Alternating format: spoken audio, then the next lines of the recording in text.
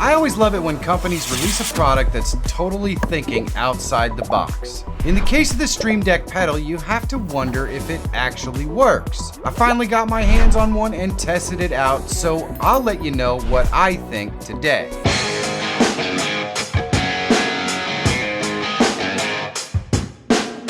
Hello my YouTube friends! Today I'm going to put the Stream Deck pedal through its paces and see how it works and what you can actually do with it. There are links in the description if you want to check it out for yourself. Do you need one of these things? Well, let's take a look. Alright, so here is the Stream Deck pedal unit.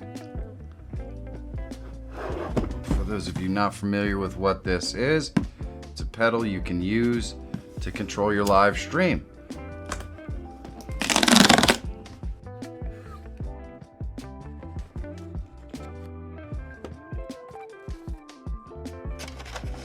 Spring sets, pedal stoppers. So we've got 4 sets of springs at different rates, pedal stoppers. So it tells you how to change the tension on the springs.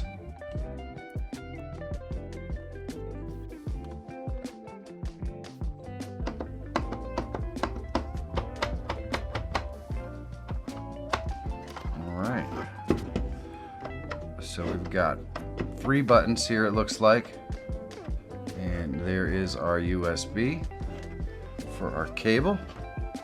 Nice, thick, long, braided cable here. Metal backing plate, very nice. Well-built unit. Likes and comments are super easy things that you can do to help push this video to a wider audience. So take a second down below and let me know how I'm doing. And while you're there, if you're not subscribed, please do. And maybe click that bell so you know when I'm going live, because maybe you have a question or two. This really does help me continue to make content that helps you. So thanks. Now let's hook this thing up and see how it works. All right, so we have our unit plugged in. And we are at the Elgato downloads page. We're just gonna select our product here, Stream Deck pedal. And it looks like it uses the same Stream Deck software that we already have. If you're not familiar with it, you just download it and install it. Then once you're finished, it'll bring up the software. It'll ask you if you want to copy profiles from another Stream Deck, and you can select which one. I'm gonna select don't copy. And here we go, we have our Stream Deck pedal. It has 3 buttons. And all you need to do is select what you want it to actually do. So this is pretty simple. I'll show you how it works. Here we are in OBS. You can see that it gives you an actual overlay of the 3 pedals that stays over top of everything, which is really kind of cool. But this is my usual live stream tutorial page. You can see I have a bunch of different cameras. We can switch to different scenes, and the scenes have different items and cameras and everything else in them. So what we're going to do is set up our pedal to change from one scene to the next, the most simple of tasks. So all we have to do is open up our Stream Deck. We're going to go to OBS and we're going to go ahead and select scene, and we'll assign a scene to this left pedal here. And what scene? Well, we are on scene 3, so let's have it changed to scene 4. And of course, as with all of these, we can set a new icon. We can create new ones, whatever we want.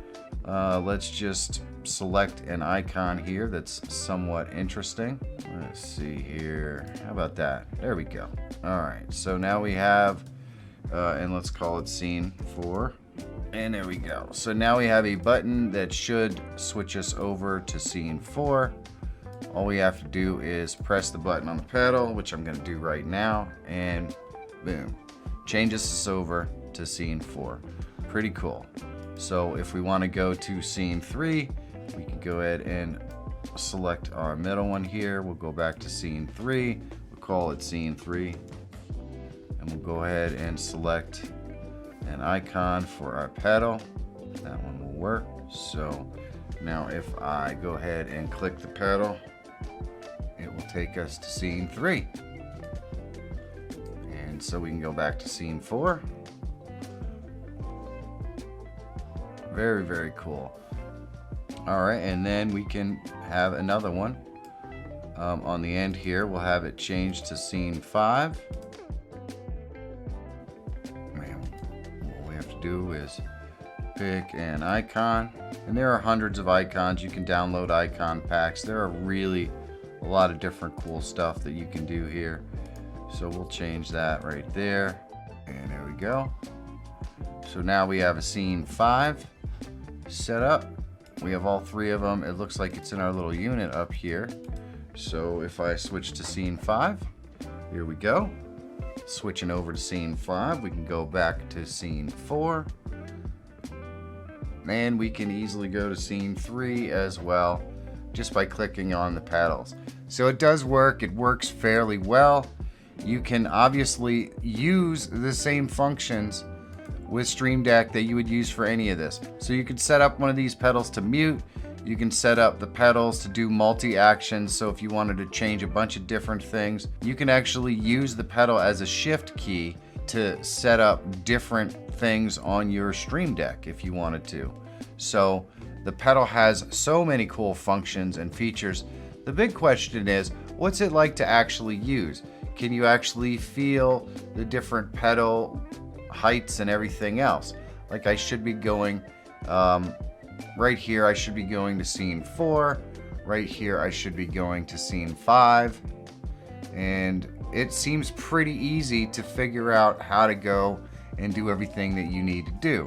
So I actually really like this thing. I think this is gonna take my live stream to the next level, because there are definitely certain scenes where I'm pressing the button every single time when I see something flash up, and I can set those simple scenes into my foot pedal and it fixes everything. I kind of really like that idea.